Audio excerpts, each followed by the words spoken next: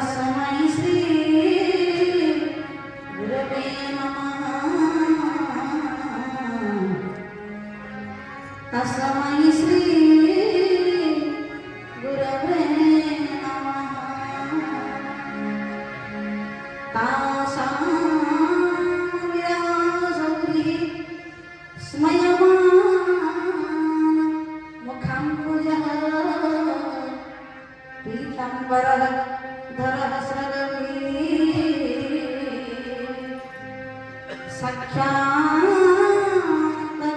मनमतो मथः साक्षात् मनमतो मथः। श्रीराम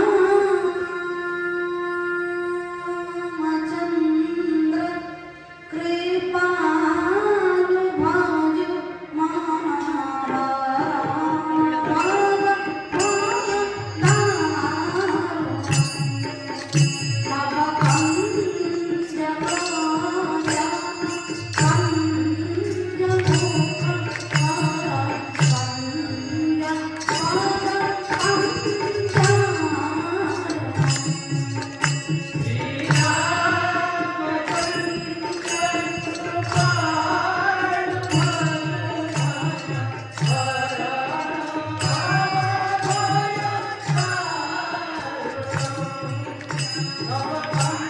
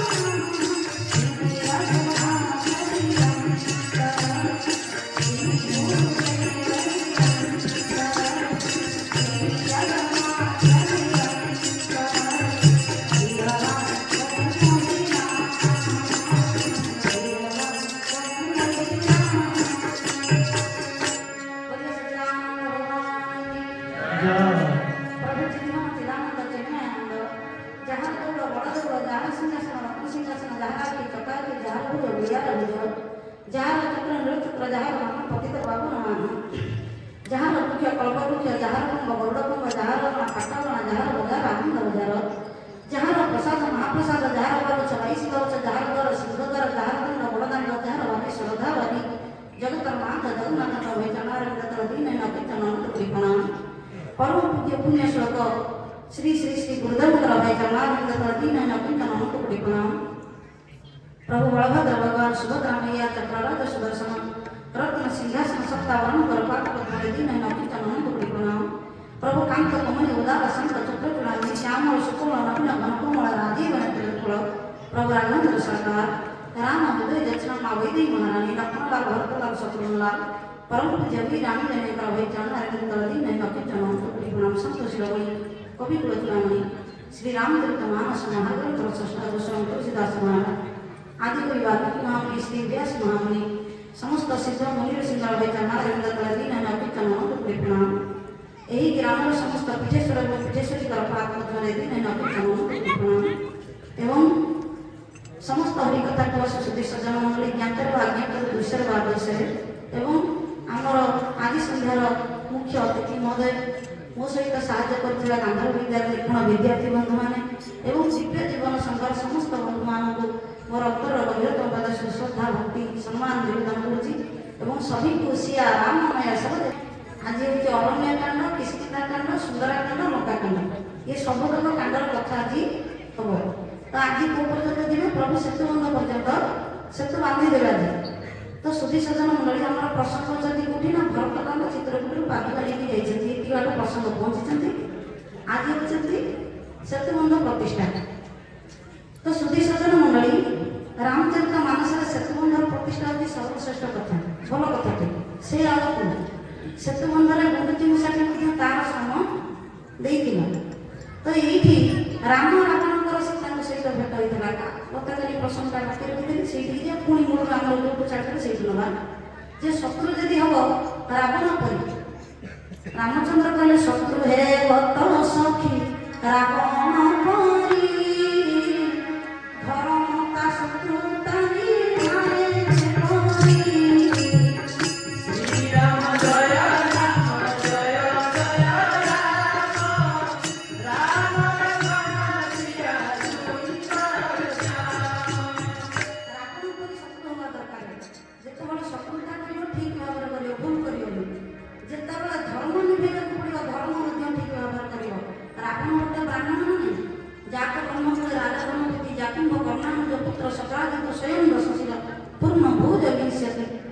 तो रावण लंकार अच्छी प्रभुंर सेतुबंध 100 जन सेतुबंध सरीगला भगवान रामेश्वर स्थापन करेंगे। जाम्बवान होती सब वयस्क लोक सीनियर बुद्धिमान भी अधिक जाना लोक। तो आम संस्कृति कौन कहे जेकोसी काम करवा प्रथम पिला पचारि करना वृद्ध लोक पचारि वृद्ध लोक किसी अधिक अनुभूति अच्छी तेणु रामचंद्र जाम्बवान जी को पचारे आज्ञा गोटे प्रतिष्ठा जी शिवलिंग स्थापन करवा सेतुबंध प्रतिष्ठा कर आगे जावा क्या डाक आचार्य देवे कि ब्राह्मण आसवे आमर ये करने जाम्बवान पचारे आप केमी ब्राह्मण चाहते ना शिव भक्त ये वैष्णव को मानि शिव भक्त वैष्णव को मानवे वैष्णव शिव को मानवे एमती दीटा जात को जी मानुव से आगे शिव को विष्णु को दीटी जी मानुव से ही सेतुबंध प्रतिष्ठा कर तेणु जाम्बवान कहले से किए किए ना शिव भक्त शिव को वैष्णव भक्त वैष्णव को शैव एवं वैष्णव ये दी जन मिसिकी केवल जन अच्छी पुलस्त्य वंश रावण सी शिव को मुनिया वैष्णव को मानुची शिव भक्त ता बापा वैष्णव तेणु कौन करा ताकू ही निमंत्रण रामचंद्र कहले आप जानते आप होती पुलस्त्य वंशर सांग आप जमी ब्रह्मांड पुत्र पुलस्त्य ब्रह्मांड पुत्र आपण डाकिले हुए तो रावण आसीपारे। तो जाम्बवंत महाराज लंका को गले रावण जाणीगला जाम्बवान आसुंदी सन्या सामंत कहीदेला जाम्बवान होती मोर ताक मोर पितामहर मैत्र से जेहेतु मु ब्रह्मांड वंशज जाम्बवान ब्रह्मांड वंशज ताको कहीं बाटर किसी प्रश्न करनी सीधा मो नगर को बाट बतईदेव समस्ते बाट बतईदे जाम्बवान पहुँचीगले रावण सम्मुखें रावण मुंडिया टे माइला रावण एते साधारण नुहे बहुत ज्ञानी मुंडिया टे मारला पचारा तापश्री आसवार कारण कहतु जाम्बवान भावुं कह केमी कह बुद्धिमान व्यक्ति बुद्धिमान सहित कथा करते बोले बापा तुम्हें ଆଚାର୍ଯ୍ୟ କାମ କରୁଛ ନା ଏବେ ଛାଡ଼ି ଦେଇଛ? ରାବଣ କହିଲେ ଛାଡ଼ିଦେବି କେମିତି, ମୋ କୂଳ ପୂଜା ସେଇଟା, ମୁଁ ବ୍ରାହ୍ମଣ କୂଳରେ ଜନ୍ମ ହେଇଛି, ଆଚାର୍ଯ୍ୟ କାମ ଛାଡ଼ିଦେବି। କହିଲେ ମୋର 2 ଜଣ ଯଜମାନ ଅଛନ୍ତି, ତାଙ୍କର ଗୋଟେ ଯଜ୍ଞ ହବ, ଆପଣ ଶିବଲିଙ୍ଗ ଟିକେ ପ୍ରତିଷ୍ଠା କରିବେ, ଆପଣଙ୍କୁ ଆଚାର୍ଯ୍ୟ କରି ବରଣ କରିବାକୁ ଚାହୁଁଛନ୍ତି। ରାବଣ ହସି ଦେଇ ପଚାରିଲା, ଆଜ୍ଞା ଆପଣଙ୍କର ଯଜମାନ ଯିଏ ଅଯୋଧ୍ୟା ରାଜକୁମାର ବନବାସୀ ରାମ ଲକ୍ଷ୍ମଣ ତ?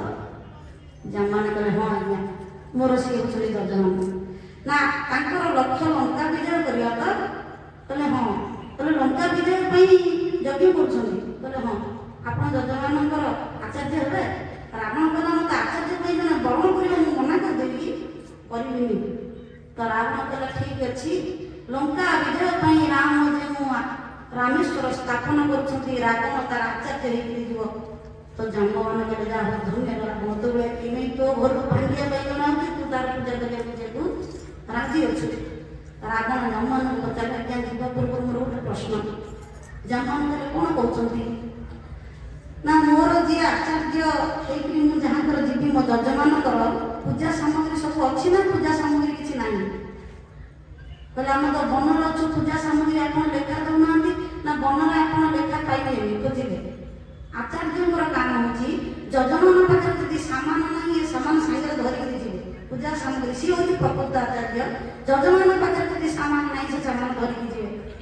ତ ରାବଣ କହିଲା ଚିନ୍ତା କରନ୍ତୁନି, ମୁଁ ଯାହାଙ୍କର ଆଚାର୍ଯ୍ୟ ହେଲି ତାଙ୍କର ଯାହା ସାମଗ୍ରୀ ଯଜ୍ଞ ପାଇଁ ଦରକାର ମୁଁ ସବୁ ସାମଗ୍ରୀ ଧରିକି ଯିବାକୁ ଯିବି, ତାଙ୍କ ପାଇଁ କିଛି ବ୍ୟସ୍ତ ହେବନି। ତ ଇଏ ହେଉଛି ରାବଣର ବୁଦ୍ଧି। ରାବଣ ଇନ୍ଦ୍ରଜିତକୁ ଡାକିଲା, ଆସ ହେ ପୁତ୍ର ମୋ ମେଘନାଦ, ଅଶୋକ ବାଟିକାରେ ଅଛି ସୀତା ରଥରେ ବସାଇ ସଙ୍ଗେ ନେବୁ, ସେତୁ ବନ୍ଧ ଠାରେ ଉପସ୍ଥିତ ହେବୁ।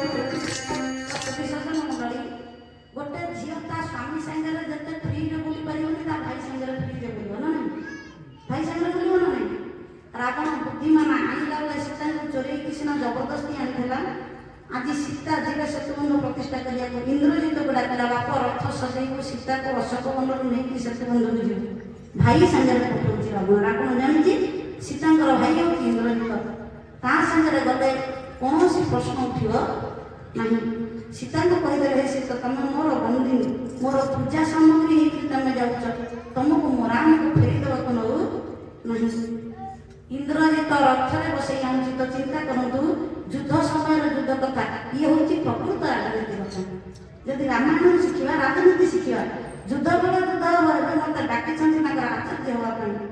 ତ ରାବଣ ଇନ୍ଦ୍ରଜିତ ହାତରେ ଆଗୁଆ ସୀତାଙ୍କୁ ପଠେଇଦେଲା। ହନୁମନ୍ତ ମହାରାଜ କହିଲେ, ପ୍ରଭୁ ସୀତାକୁ ଇନ୍ଦ୍ରଜିତ ଧରିକି ଆସିଲାଣି, ଏବେ ସୀତାଙ୍କୁ ଆପଣଙ୍କ ପାଖରେ ଛାଡ଼ି ଦେଇକି ଯଦି ରାବଣ ପଳେଇବ, ବିଭୀଷଣକୁ ଆପଣ କୋଉଠି ରାଜା କରିବେ? କହିଲେ ଅଯୋଧ୍ୟା ଆମର ପଡ଼ିଛି, ବିଭୀଷଣକୁ ରାଜା କରିବେ। ତିଳକ କରିଦେଇଛି ନା। ଯୋଉ ସମ୍ପତ୍ତି ଶଙ୍କର ଭଗବାନ ରାବଣକୁ 10ଟା ମୁଣ୍ଡ କାଟିଲା ପରେ ଦେଇଥିଲେ, ଭଗବାନ ରାମ କହିଲେ ଅଯୋଧ୍ୟାର ବଡ଼ ପୁଅ ମୋ ଭାଇ ବିଭୀଷଣ, ସେ ରଜାତ ଆଗେ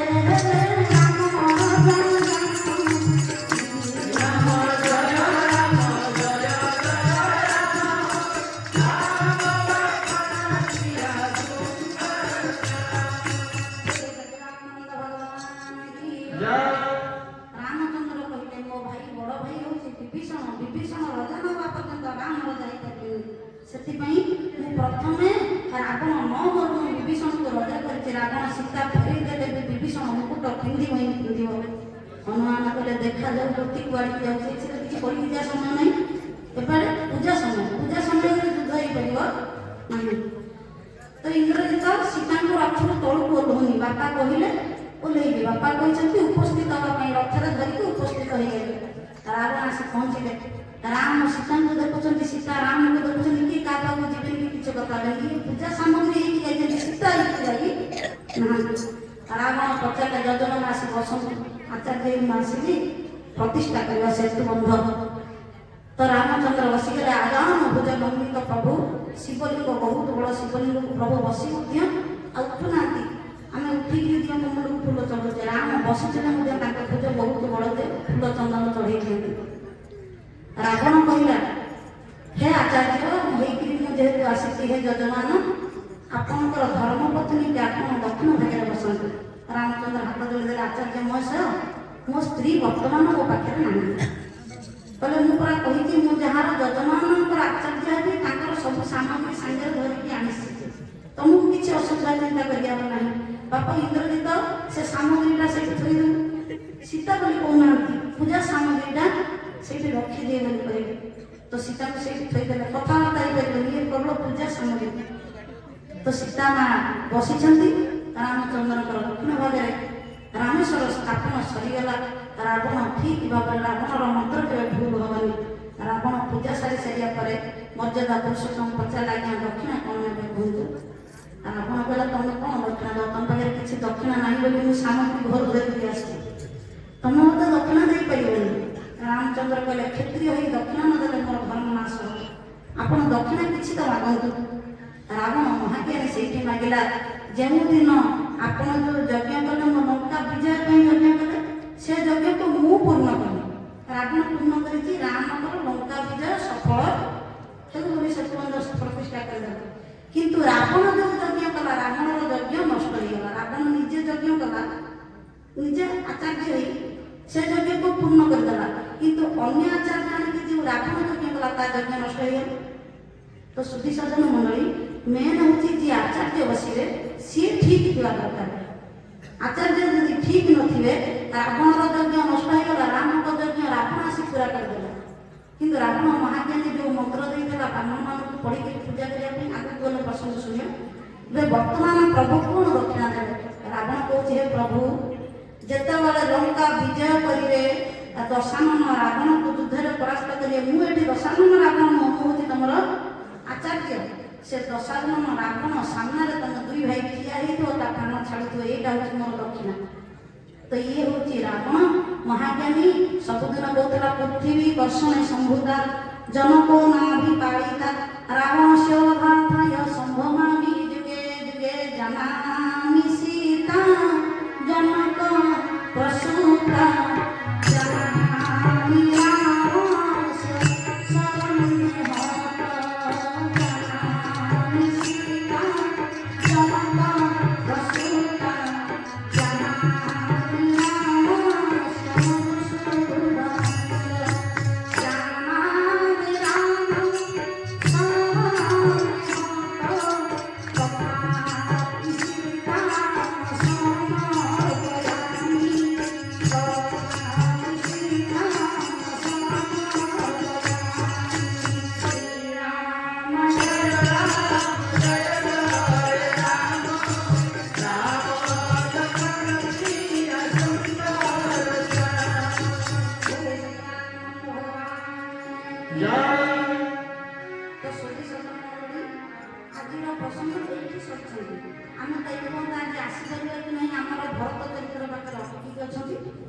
शेष पदटा कहीदेली एवं आम प्रसंग उपरକୁ ଯିବା।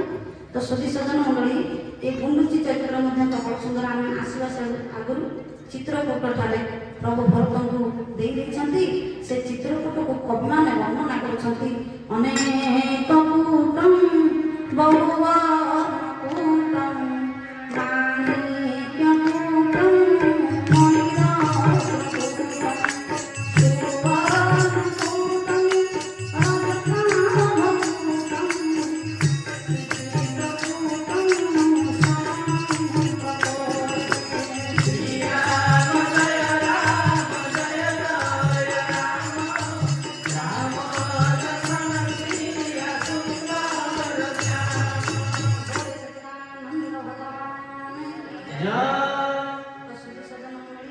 ଚିତ୍ରକୂଟର ପ୍ରଭୁ 10 ବର୍ଷ ଥିଲେ। ଚିତ୍ରକୂଟର 14 ବର୍ଷରୁ 10 ବର୍ଷ, କାହିଁକି ନା ତାଙ୍କର ଯେଉଁ 14ଟା ପାଠ ବାକି ଥିଲା ରାମଚନ୍ଦ୍ରଙ୍କର 14 ବର୍ଷ ପାଇଁ, ଚିତ୍ରକୂଟରେ 10ଟା ପାଠ ସାରିଲେ ଆଉ ଆଗକୁ ଗଲେ 4ଟା ପାଠ ପଢ଼ିବେ। ତ 10 ବର୍ଷ ଭିତରେ ଦିନକର କଥା, ଏ କଥାଟା ମୁଁ କହିବାର ତାତ୍ପର୍ଯ୍ୟ ଆପଣମାନେ ସମସ୍ତେ ଜାଣିଛନ୍ତି ଜୟନ୍ତ କାକ ଚିତ୍ରକୂଟକୁ ଆସିଥିଲା। ତ ସୁଧୀ ସଜ୍ଜନ ମଣ୍ଡଳୀ ଦିନେ କ'ଣ ହେଇଛି ନା ପ୍ରଭୁ ମର୍ଯ୍ୟାଦା ପୁରୁଷୋତ୍ତମ ଜାନକୀ ମହାରାଣୀ ସବୁଦିନ ଫୁଲ ତୋଳି ଆଣି ରାମଙ୍କ ବେକରେ ଫୁଲମାଳ ସଜେଇ ଦେଇଥିଲେ, ପାଦରେ ଦେଇ ମୁଣ୍ଡିଆ ମାରୁଥିଲେ। ରାମ କହିଲେ ସୀତେ ଆଜି ଏ ଫୁଲ ମୋତେ ଦେଇଦିଅ, ମୁଁ ଫୁଲମାଳ ଦେଇଦେଇଥିଲି। ତ ସୁଧୀ ସଜ୍ଜନ ମଣ୍ଡଳୀ ଘରକୁ ଆମର ଯେଉଁ ବୋହୂ ଆଉଛି ସେ ସ୍ୱାମୀର ଦେହ ଖରାପ ହେଲେ ସେବା କରୁଛି, ଶାଶୁର ଦେହ ଖରାପ ହେଲେ ସେବା କରୁଛି, ଶ୍ୱଶୁରର ଦେହ ଖରାପ ହେଲେ ସେବା କରୁଛି, ସମସ୍ତଙ୍କର ପରିବାରକୁ ସେ ସେବା କରୁଛି। ଯେଉଁଦିନ ତା ଦେହ ଖରାପ ହେଉଛି ଦିନେ ଦୁଇ ଦିନ ଔଷଧ ଖାଇଲା ପରେ ଯଦି ଭଲ ନହେଲା ତାକୁ କୋଉଠିକି ପଠେଇ ଦେଉଛେ, ତା ବାପ ଘରକୁ ଯାଉଛି, ଆଉ ଯଦି ସେ ରହିପାରିବ ନାହିଁ। ତ ସୁଧୀ ସଜ୍ଜନ ମଣ୍ଡଳୀ, ଯଦି ସ୍ୱାମୀ ତାର ମନ କଥା ବୁଝିପାରିଲା, ତେଣୁ ରାମଚନ୍ଦ୍ରଙ୍କର ସେବା ସବୁଦିନ ସୀତା କରୁଥିଲେ। ରାମଚନ୍ଦ୍ର କହିଲେ, ସୀତେ ଆଜି ମୁଁ ତମ ସେବା କରିବି, ତମେ ମୋ ପାଇଁ ଫୁଲ ସଜଉଛ, ଆଜି ମୁଁ ତମକୁ ଫୁଲରେ ସଜେଇଦେବି। ତ ରାମଚନ୍ଦ୍ର ଫୁଲମାଳ ଗୁନ୍ଥିକିରି ସୀତାଙ୍କର କାନରେ ଫୁଲ, ବେକରେ ଫୁଲ, ମୁଣ୍ଡରେ ଫୁଲ ସବୁଠି ଲଗାଉଛନ୍ତି।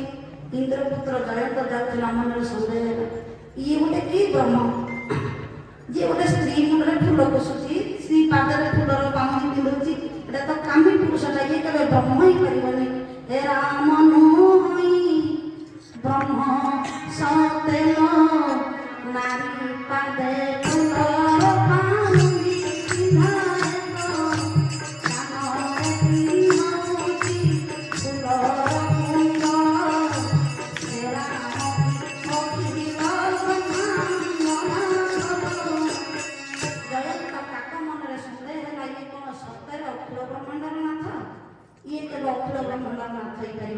ତ ସୁଧୀ ସଜ୍ଜନ ମଣ୍ଡଳୀ, ଜୟଙ୍କ ମନରେ ସନ୍ଦେହ ହେବାରୁ ସେ ଗୋଟେ କାକ ରୂପ ଧରିଲେ।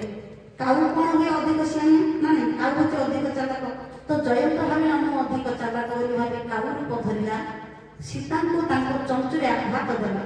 ରାମ ଶୋଇପଡ଼ିଛନ୍ତି ଫୁଲରେ ସଜେଇକି, ଚଞ୍ଚୁରେ ଆଘାତ ଦେଲା ପରେ ସୀତା ମା ଉଠୁନାହାନ୍ତି, ସ୍ୱାମୀ କୋଳରେ ଶୋଇଛନ୍ତି ବୋଲି ରକ୍ତ ଧାର ଧାର ବହିକିରି ଯେତେବେଳେ ରାମଙ୍କ ଦେହରେ ବାଜିଲା, ରାମଭଦ୍ର ସରକାର ଉଠିଗଲେ, ଦେଖିଲେ କିଏ ସେ ମାରିଛି।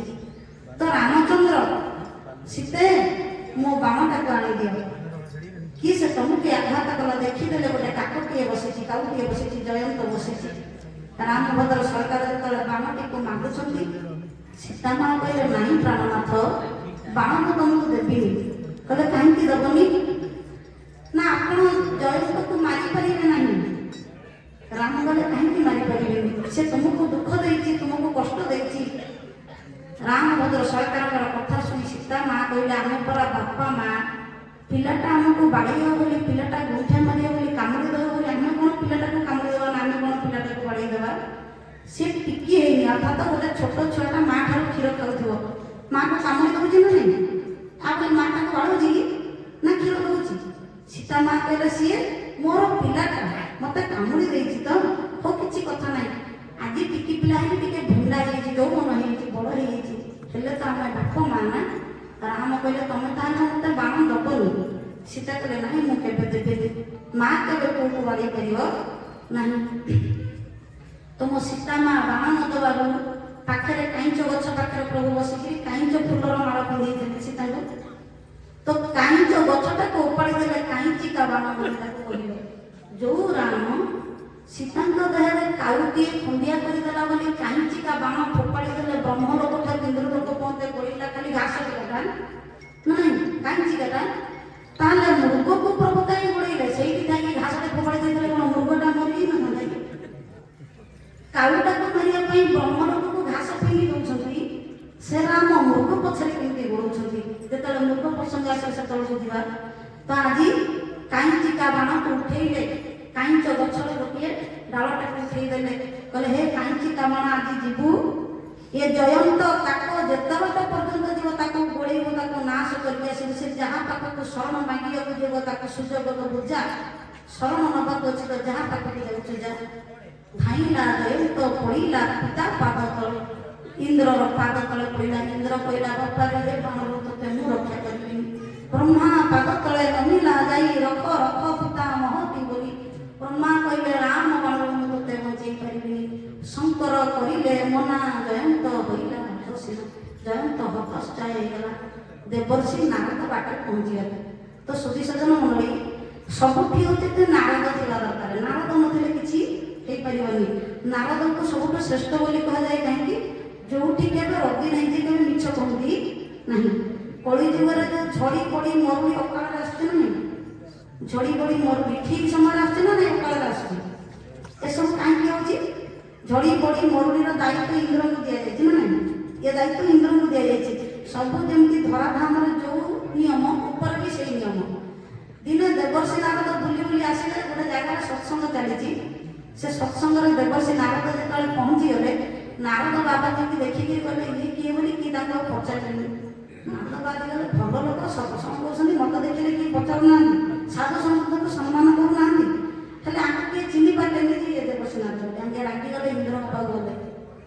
ଦେବରାଜ ଇନ୍ଦ୍ରଙ୍କ ପାଖରେ ଯାଇ ନମସ୍କାର କଲେ। ଇନ୍ଦ୍ର କହିଲେ ସବୁ ବର୍ଷା ଚତୁର୍ ଚାରିଟା ଯାକ ଆବର୍ତ୍ତକ ସମର୍ଥକ ତରୁଣ ପୁଷ୍କର ସମସ୍ତଙ୍କୁ ଡାକିଛନ୍ତି। କେଉଁ ସମୟରେ କେମିତି କଲେ ଧରିତ୍ରୀ ଶସ୍ୟ ଶ୍ୟାମଳ ହେବ, ଜୀବ ଜଗତ ସୁଖରେ ରହିବେ। କାହିଁକି ନା ଭଗବାନ ବିଷ୍ଣୁ କହିଛନ୍ତି ବ୍ରହ୍ମା ଯେତିକି ଲୋକ ସୃଷ୍ଟି କରିବେ ତାଙ୍କ ଖାଇବା ପିଇବା ଦାୟିତ୍ୱ ହେଉଛି ଇନ୍ଦ୍ରଙ୍କୁ ଦେଇଛନ୍ତି, ତମେ ତାଙ୍କ ଖାଇବା ପିଇବା ଦେବା ଦାୟିତ୍ୱରେ ରହିଲ। ଇନ୍ଦ୍ର ସେ ଅବସ୍ଥାରେ ଅଛନ୍ତି। ତ ଇନ୍ଦ୍ରଙ୍କୁ ନାରଦ ଯାଇ କହିଲେ କି ତମେ କାହା କଥା ଚିନ୍ତା କରୁଛ? ନା ପ୍ରଜାମାନଙ୍କ କଥା। ନା କୋଉଠି ତ କାହିଁକି ପ୍ରଜାମାନେ ତମ କଥା ଚିନ୍ତା କରୁନାହାନ୍ତି। କହିଲେ କାହିଁକି? ନା ଆପଣ ମର୍ତ୍ତ୍ୟମଣ୍ଡଳକୁ ଚାଲନ୍ତୁ, ହନୁମାନଙ୍କ ମନ୍ଦିର ଦେଖିବେ, ରାମଙ୍କ ମନ୍ଦିର ଦେଖିବେ, କାହିଁକି କୋଉଠି ଇନ୍ଦ୍ରଙ୍କ ମନ୍ଦିର ଗୋଟେ ଅଛି କି? କୋଉଠିକି ତ ଇନ୍ଦ୍ର ପୂଜା କରୁନି, ସମସ୍ତେ ସବୁ ଦେବାଦେବୀ ଶିବଙ୍କୁ, ପାର୍ବତୀକି, ଗଣେଶଙ୍କୁ ସମସ୍ତଙ୍କୁ ପୂଜା କରୁଛନ୍ତି। ଇନ୍ଦ୍ର ଗୋଟେ ଆମକୁ ଖାଇବା ପିଇବାକୁ ଦଉଛି, ଇନ୍ଦ୍ର ଦେବରାଜ ବୋଲି ତାକେ ପୂଜା କରୁନାହାନ୍ତି। କହିଲେ ମୋ ପୂଜା କୃଷ୍ଣଙ୍କ ବାପା ନନ୍ଦ କରିଥିଲେ, ମୋର ପୂଜା। ଭଗବାନଙ୍କ ବାପା ମୋ ପୂଜା କରୁଛନ୍ତି, ମଣିଷ କରିବେନି। କହିଲେ ଚାଲ ଦେଖିବା। ଖାଲି ସାଙ୍ଗ ହେଇକି ଗଲେ। କିଏ ସେ ଗଲେ? ନା ଦେବର୍ଷି ନାରଦ ଇନ୍ଦ୍ର ମର୍ତ୍ତ୍ୟମଣ୍ଡଳକୁ ଆସିଲେ। ଇନ୍ଦ୍ରଙ୍କୁ କିଏ ପୂଜା କରୁଛନ୍ତି ଦେଖିବା ପାଇଁ। ତ ଇନ୍ଦ୍ର କହିଲେ ଆଚ୍ଛା ଚାଲ। ନାରଦ କହିଲେ ତମ ମନ୍ଦିର ତ ମନ୍ଦିର, ତମର ଗୋଟେ ଫଟୋଟେ କାହା ପାଖରେ ଅଛି ନା? ଫଟୋଟେ ବି କାହା ପାଖରେ ନଥିବ। ଇନ୍ଦ୍ରଙ୍କ ଫଟୋ ମାଗିଲେ।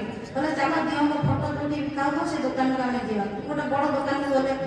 ବଡ଼ ଦୋକାନକୁ ଯାଇ ପଚାରିଲେ ଆଚ୍ଛା ତମ ଦୋକାନରେ ସବୁ ଦିଅଙ୍କ ଫଟୋ ଅଛି? କହିଲେ ହଁ ଆମ ଦୋକାନରେ ସବୁ ଦିଅଙ୍କ ଫଟୋ ଅଛି। କହିଲେ କୋଉ କୋଉ ଦିଅଙ୍କର ଅଛି? ଦୋକାନୀ କହିଲା ସବୁ ଦିଅଙ୍କ, ଆମେ ଯାହା ପଚାରୁନ। କହିଲେ ଆଚ୍ଛା ଇନ୍ଦ୍ରଙ୍କର ଫଟୋ ଅଛି? ଦୋକାନୀ କହିଲା ଇନ୍ଦ୍ର ଗୋଟେ କିଏ ଦିଅ କାହିଁ ତ ଜାଣିନୁ, ଇନ୍ଦ୍ର ଗୋଟେ କିଏ ଦିଅ ଆମେ କେହି ଜାଣିନୁ। ନାରଦ କହିଲେ ଦେଖିଲ ଦୋକାନୀ କହୁଛି ଇନ୍ଦ୍ର କିଏ ବୋଲି ଜାଣିନି। କହିଲେ ଏଇ ଦୋକାନଟା ଜାଣିନି ଭଲ ଭାବରେ, ଗୋଟେ ବଡ଼ ହୋଲସେଲ, ମୁଁ ପୁରା ଦେବରାଜ ଇନ୍ଦ୍ର ଦେବତାମାନଙ୍କ ରାଜା, ଗୋଟେ ବଡ଼ ହୋଲସେଲ ଦୋକାନରେ ଯିବ ଯୋଉଠି ଫଟୋ ତିଆରି ହେଇକି ପୁଣି ସାଙ୍ଗେ ସାଙ୍ଗେ ବିକ୍ରି ହଉଥିବ। ସେଇଠିକି ଗଲେ ସେ କହିଦେବେ ଇନ୍ଦ୍ର କିଏ ବୋଲି। ସେଇଠିକି ଗଲା ପରେ ପଚାରିଲେ ଆଚ୍ଛା ଏଠି ଜଗନ୍ନାଥଙ୍କ ଫଟୋ ବିକ୍ରି ହେଉଛି? ଇନ୍ଦ୍ରଙ୍କ ଫଟୋ ପଚାରିଲେନି। କହିଲେ ଜଗନ୍ନାଥଙ୍କ ଫଟୋ ବିକ୍ରି ହେଉଛି? କହିଲେ ହଁ ବିକ୍ରି ହେଉଛି। କହିଲେ ଆଚ୍ଛା ଇନ୍ଦ୍ରଙ୍କ ଫଟୋ? କହିଲେ ହଉ ଦେଖିବା କୋଉଠି ଗୋଟେ ଥିବ, ଖୋଜିଲେ ମିଳିବ। ଇନ୍ଦ୍ର କହିଲେ ଦେଖିଲ ମୋ ଫଟୋ ଏଇଠି ଅଛି, ଏଇଟା ବଡ଼ ଦୋକାନୀ, ଏଇ ଦୋକାନରେ ମୋ ଫଟୋ ଅଛି। ନାରଦ କହିଲେ ଆଚ୍ଛା ଭାଇ ତମ ଦୋକାନରେ ଇନ୍ଦ୍ରଙ୍କ ଫଟୋଟା କେତେ ଟଙ୍କା ନେବ କହିଲ? କହିଲେ ଇନ୍ଦ୍ରଙ୍କ ଫଟୋଟା 10 ଟଙ୍କା ନେବି। କେତେ ଟଙ୍କା ନେବି? 10 ଟଙ୍କା ଦେଲେ ଇନ୍ଦ୍ରଙ୍କ ଫଟୋଟା ଦେଇଦେବି। ନାରଦ କହିଲା ଜଗନ୍ନାଥଙ୍କ ଫଟୋଟା କେତେ ଟଙ୍କା ନେବ? ନା 20 ଟଙ୍କା ଦେଲେ ମୁଁ ଜଗନ୍ନାଥଙ୍କ ଫଟୋ ଦେବି। ଇନ୍ଦ୍ରଙ୍କୁ ନାରଦ କହିଲେ ତମ ଫଟୋ 10 ଟଙ୍କା, ଜଗନ୍ନାଥଙ୍କ ଫଟୋ 20 ଟଙ୍କା। ତେଣୁ ଜଗନ୍ନାଥଙ୍କର ରେଟ୍ 20 ହେଲେ ତମର ରେଟ୍ ହେଉଛି 10 ଟଙ୍କା। ଇନ୍ଦ୍ରଙ୍କୁ ଟିକେ ଖରାପ ଲାଗିଲା। ଇନ୍ଦ୍ର କହିଲେ ଆଉ ଗୋଟେ ଦୋକାନ ଦେଲେ, ଦୋକାନ ହବନି। ଆଉ ଗୋଟେ ଦୋକାନ ଗଲେ। ସେ ଦୋକାନରେ ପଚାରିଲେ ଆଚ୍ଛା ଭାଇ ତମ ଦୋକାନରେ ଜଗନ୍ନାଥଙ୍କ ଫଟୋର ରେଟ୍ କେତେ ଟଙ୍କା? କହିଲେ 25 ଟଙ୍କା। ନା ଆର ଦୋକାନରେ 20 ଟଙ୍କା, ତମର 5 ଟଙ୍କା ନାହିଁ ଅଧିକ। ନା ଯଦି 25 ଟଙ୍କା ଦେଇକି ଜଗନ୍ନାଥଙ୍କର ଗୋଟେ ଫଟୋ କିଣିକି ନେବ, ଦିଟା ଇନ୍ଦ୍ରଙ୍କ ଫଟୋ ଫ୍ରିରେ ଦିଆହବ। କ'ଣ ହବ? ଦିଟା ଇନ୍ଦ୍ରଙ୍କ ଫଟୋ ତମକୁ ଫ୍ରିରେ ଦିଆହବ। ନାରଦ କହିଲେ ତମେ ତ ଫ୍ରିରେ ମିଳିଯାଉଛ ଆଉ, ଜଗନ୍ନାଥଙ୍କୁ ଯଦି ମୁଣ୍ଡିଆ ମାରିବେ ଇନ୍ଦ୍ର ଫ୍ରିରେ ମିଳିଯିବେ, ତାହେଲେ ଇନ୍ଦ୍ରଙ୍କୁ କାହିଁକି କିଏ ପୂଜା କରିବ? ଇନ୍ଦ୍ର କହିଲେ ଆଜିଠୁ ଯେମିତି ଏମାନେ ମତେ ଫ୍ରିରେ ଦଉଛନ୍ତି, ମୁଁ ବି କିଛି ଧଡ଼ି ଭଳି ମୋର ବି ଫ୍ରିରେ ଦେଇଦେବି ତାଙ୍କୁ। ସେମାନେ ମତେ ଫ୍ରିରେ ନେଉଛନ୍ତି, ମୁଁ ବି ତାଙ୍କୁ କିଛି ମୋ ପାଖରେ ଯାହା ଅଛି ଫ୍ରିରେ ଦେଇଦେବି। ଯୋଉ ଅକାଳରେ ଆସୁଛି ସେ ସବୁ ଫ୍ରି ଜିନିଷ, ସିଏ ହେଉଛି ଆମକୁ ଫ୍ରି ଜିନିଷ। ତେଣୁ ସେଇ ନାର ତାହା ବେଳେ ପଡ଼ିଗଲେ ଜୟନ୍ତ କାକା ପାଖରେ। ନାରାୟଣ ନାରାୟଣ ଗାଇ ସେ ବୀଣାରେ, ନାରଦ କହିଲେ ଯାଇ ଜୟନ୍ତ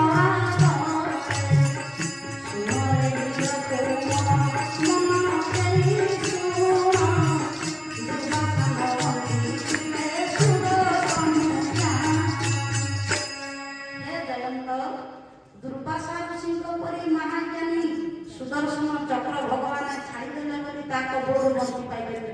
ଇଏ କାହିଁକିକା ବାଣ ବୋଲି ତୁ ଭାବନା, ଇଏ ହେଉଛି ସୁଦର୍ଶନ ଚକ୍ର। ଭଗବାନ ଯଦି ଘାସଟିଏ ପକେଇଦେବେ ସେ ସୁଦର୍ଶନ ଚକ୍ର ହେଇଯିବ। ତୁ ଯଦି ରକ୍ଷା ପାଇବାକୁ ଚାହୁଁଛୁ ତାହେଲେ ସେ ସୀତାଙ୍କୁ ଯାହାକୁ ତୁ ଆଘାତ ଦେଇଛୁ, ଯେମିତି ଦୁର୍ବାସା ଋଷି ଅମ୍ବରୀଶଙ୍କୁ ଆଘାତ ଦେଇଥିଲେ ବୋଲି ସେଇ ଅମ୍ବରୀଶଙ୍କ ପାଦ ତଳେ ପଡ଼ିବାରୁ ମୁକ୍ତି ପାଇଲେ, ତୁ ସେମିତି ସୀତାଙ୍କ ପାଦ ତଳେ ଦେଇ ପଡ଼ିଯା।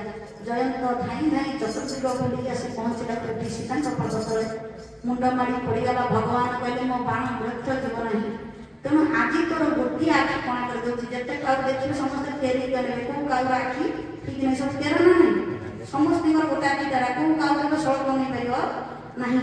ସୀତା ମାଙ୍କୁ ଉଦ୍ଦେଶ୍ୟରେ ଚାହିଁଥିଲେ ବୋଲି ଯଦି କାଉର ଆଖି ପ୍ରଭୁ ଗୋଟେ ଘାସ ପକେଇକି ତେରା କରିଦେଲେ, ତାହେଲେ ଲଙ୍କାକୁ କ'ଣ ଭଗବାନ ସେଇଠୁ ଆଶ୍ରମକୁ ଯାଇ ଗୋଟେ ବାଣ ଆଣିଥିଲେ, ଲଙ୍କା ସବୁ ମରିଯାଇନଥାନ୍ତେ କି? ଲଙ୍କା କଥା ତୁର ସୀତା ଯଦି ଗୋଟେ ମୃଗ ମାଗିଲେ ପ୍ରଭୁଙ୍କୁ ଦବାକୁ କେତେ ମାତ୍ର ଥିଲା ଯେ ପ୍ରଭୁ ମୃଗ ପଛରେ ପୁଣି ଗୋଡ଼େଇଲେ। ତ ସୁଧୀ ସଜ୍ଜନ ମଣ୍ଡଳୀ, ମୃଗ ପଛରେ ଗୋଡ଼େଇବାର ବି ଗୋଟେ କାରଣ ଅଛି। ଯିଏ ମାରିତ ହେଇଥିଲା, ତ ସୁଧୀ ସଜ୍ଜନ ମଣ୍ଡଳୀ, ରାମଭଦ୍ର ସରକାରଙ୍କୁ ରାବଣ ବର ମାଗିଥିଲା କ୍ଷୀରି ଖାଇଲା ଦିନ ଯେ ତମେ ମତେ ସୀତା ଦବ ବୋଲି। ରାମ କଥା ଦେଇଛନ୍ତି କୋଉଠି ଦେବି ନା ମୋ ଦଣ୍ଡ କଣ ଯେବେ ମୋ ଜୀବି ହେ ଦଶାନନ ତୋତେ ସୀତା ଦେବି, ଦଣ୍ଡ କଣ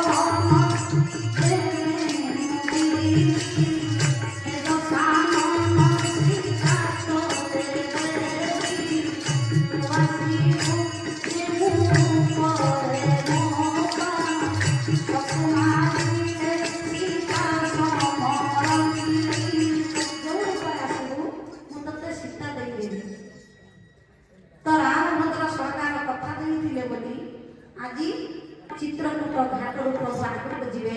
ବାଟରେ ଜଟାୟୁ ପକ୍ଷୀ ସହିତ ଭେଟ ହେଇଛନ୍ତି। ଜଟାୟୁ ପୁଅ ବୋହୂଙ୍କୁ ଦେଖିଛନ୍ତି, ତ ପୂର୍ବ ପ୍ରସଙ୍ଗର କଥା। ଏବେ ପ୍ରଭୁ ଯାଇ ପଞ୍ଚବଟୀଠାରେ ବାସ କଲେ।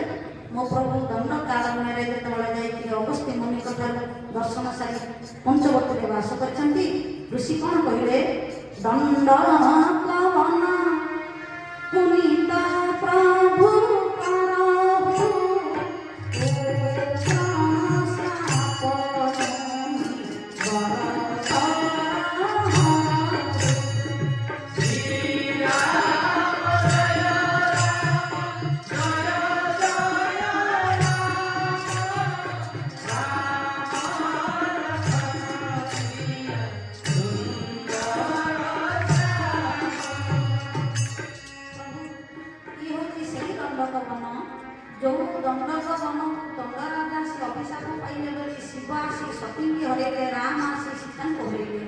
ଦଣ୍ଡକବନକୁ ଯିଏ ଆସିବ ସେ ଦଣ୍ଡ ପାଇବ।